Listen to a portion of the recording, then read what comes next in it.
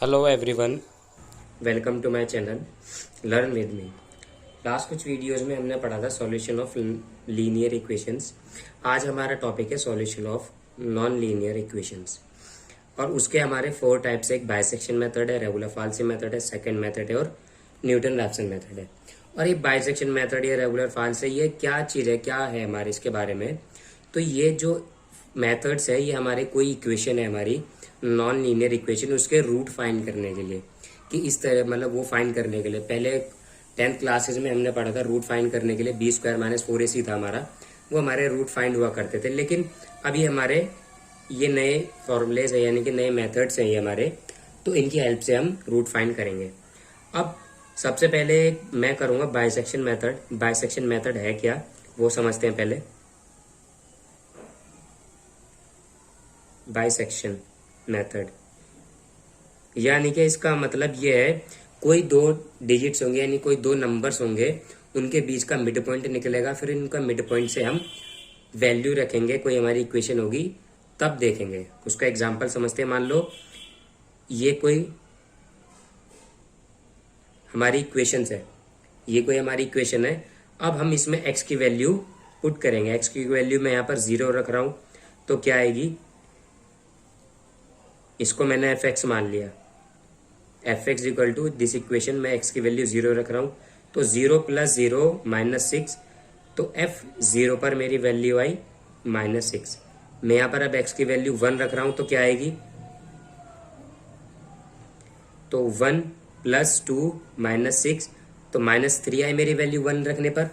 अब मैं यहाँ पर x की वैल्यू मैं यहाँ पर 2 रख रहा हूं, ठीक है ना।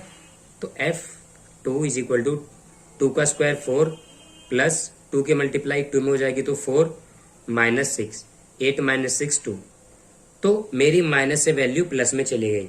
यानी कि इसका मतलब ये जो रूट जो होंगे ना इस इक्वेशन के वो 1 और 2 के बीच में ही रूट लाई करेंगे इस इक्वेशन जो। अब जो मेरी 2 नंबर्स आए, अब माइनस तो मेरा इसमें भी आ रहा था तो इसमें और इसमें बीच में भी तो निकाल सकता हूं मैं, लेकिन ये दोनों डिजिट आपस में बहुत ही करीब है यानी कि इस पर वैल्यू -3 आ रही है, इस पर वैल्यू प्लस में 2 आ रही है। तो इन दोनों जो 1 और 2 है यानी कि ये और ये, इन दोनों से रूट जल्दी निकलेगा। निकल तो इससे भी जाएगा x0 पर x2 पर। अगर मैं x3 रख दूंगा तो उससे भी प्लस की वैल्यू आ जाएगी, तो मैं x की 0 और 3 भी ले सकता हूँ, लेकिन वो बहुत ही दूर हो जाएगा। तो मुझे ऐसी डिजिट्स लेनी है जो आपस में करीब करीब हो, यानी कि एक माइनस में हो और उसके प्रीवियस वाली या आगे वाली सक्सेसिव या प्रेसिडर वाली माइनस या प्लस में हो। तो इस तरीके से हमारा ये बाइसेक्शन मेथड काम करता है। और जिस पर मेरी नेगेटिव आई है उसको मैंने a मान लिया, a इक्वल टू 1 हो गया और b इक्वल टू मेरा 2 हो गया, यानी कि नेगेटिव वैल्यू को मैंने 1 मान लिया और जो पॉजिटिव से मेरा आंसर आया था उसको मैंने 2 मान लिया। अब इसका मिड पॉइंट निकलेगा। मिड पॉइंट क्या निकलेगा, x1 a + b divided by 2, ठीक है ना। अब a + b क्या है मेरा 1 + 2 डिवाइडेड बाय 2, तो 3 डिवाइडेड बाय 2, तो x1 क्या आ गया मेरा 1.5 आ गया मेरा, ठीक है ना। x1 क्या आ गया मेरा 1.5। अब ये जो मेरा x1 की वैल्यू आई है ना, अब इसको मैं इस इक्वेशन में पुट करूंगा। इस इक्वेशन में पुट करने के बाद जो भी मेरा आंसर आएगा, ठीक है ना, या ध्यान से सुनना, जो भी मेरा आंसर आएगा, अब यहां से हमारा स्टार्ट हो जाता है मेन क्वेश्चन। जो भी मेरा आंसर आया, यहां तो जैसे प्लस आया माइनस है तो यहां भी प्लस या माइनस आएगा।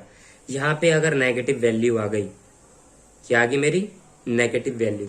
अब इसको समझो, ये मेरी 1 है, ये मेरी 2 है। यहां पर मेरी नेगेटिव वैल्यू आ रही थी, यहां पर मेरी पॉजिटिव वैल्यू आ रही थी। ये 1.5 कहीं पर लाई करता है, मान लो यहां पर लाई करता है मेरा 1.5, ठीक है ना। इन दोनों के बीच में ये 1.5 यहां लाई करता है। अगर ये नेगेटिव आ गई, ये है नेगेटिव आ गई, तो ये जो बीच का डिस्टेंस हुआ ना ये कम हो गया ना, ये वैल्यू रखने पर मेरा ये डिस्टेंस कम हो गया ना।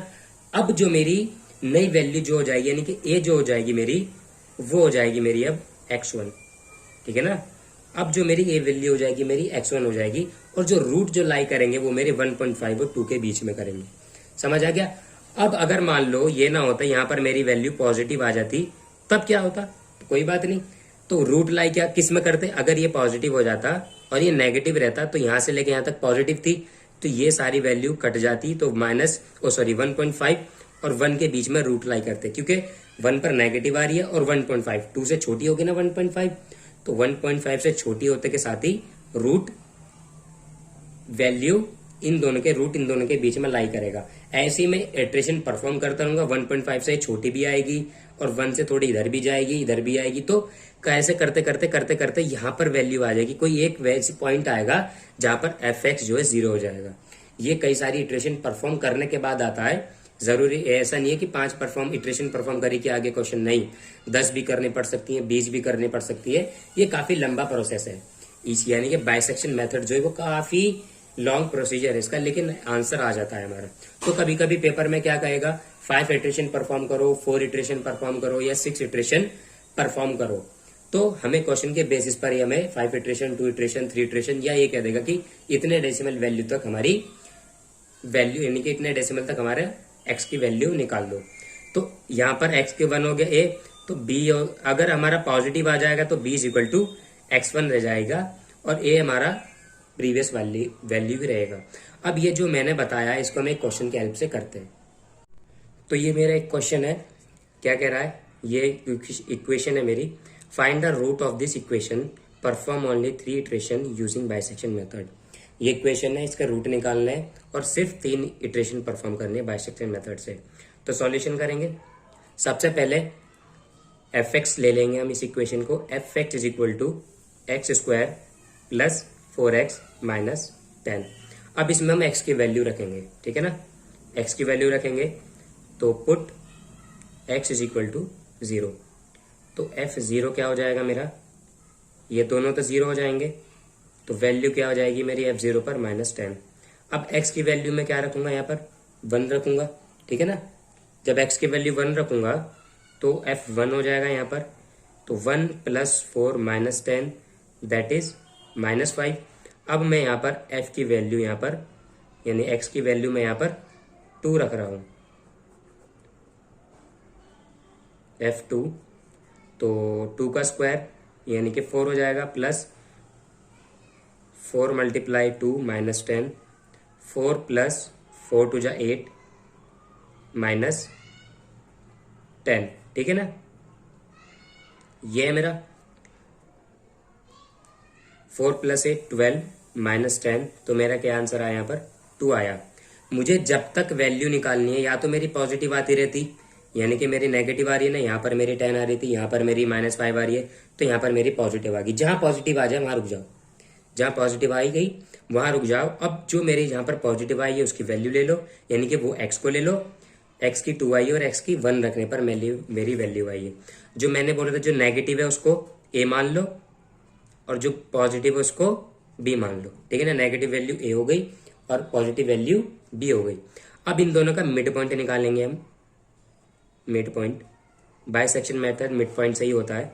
मिड पॉइंट क्या निकलेगा, a + b x1 is equal to a + b divided by 2, ठीक है ना। a + b यानी कि 1 + 2 divided by 2 that is x1 क्या आ गया मेरा 1.5। अब इस 1.5 को मैं इस इक्वेशन में पुट करूंगा। अब जब देखूंगा कि रिजल्ट पॉजिटिव आता है या नेगेटिव आता है। चलो now put x1 in equation, ठीक है ना।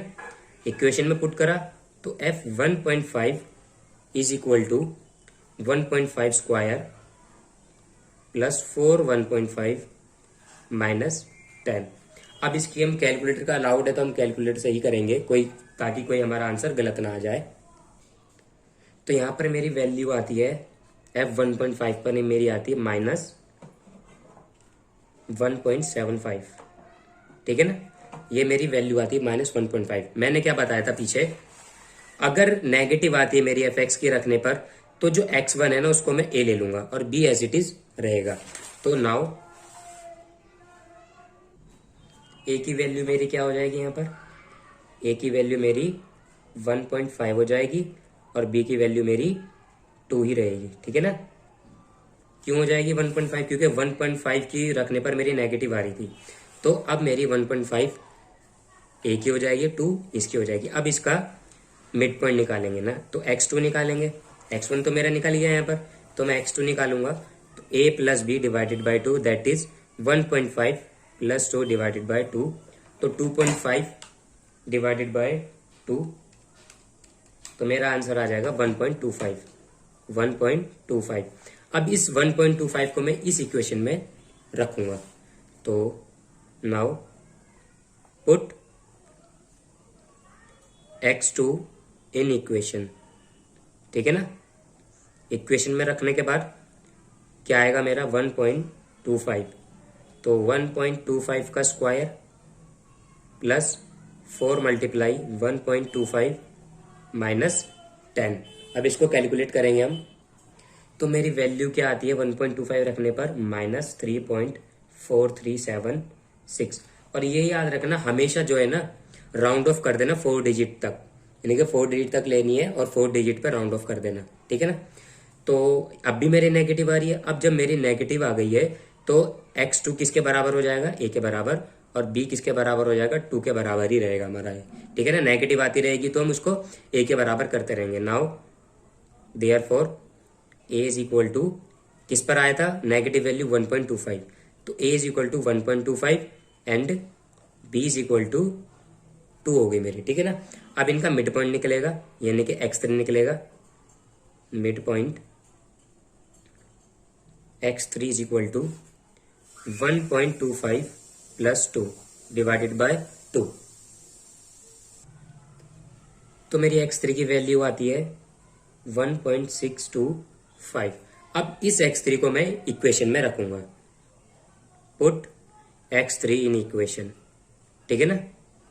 इक्वेशन में रखूंगा तो POF 1.625 इज इक्वल टू 1.625 का स्क्वायर प्लस 1.625 माइनस 10।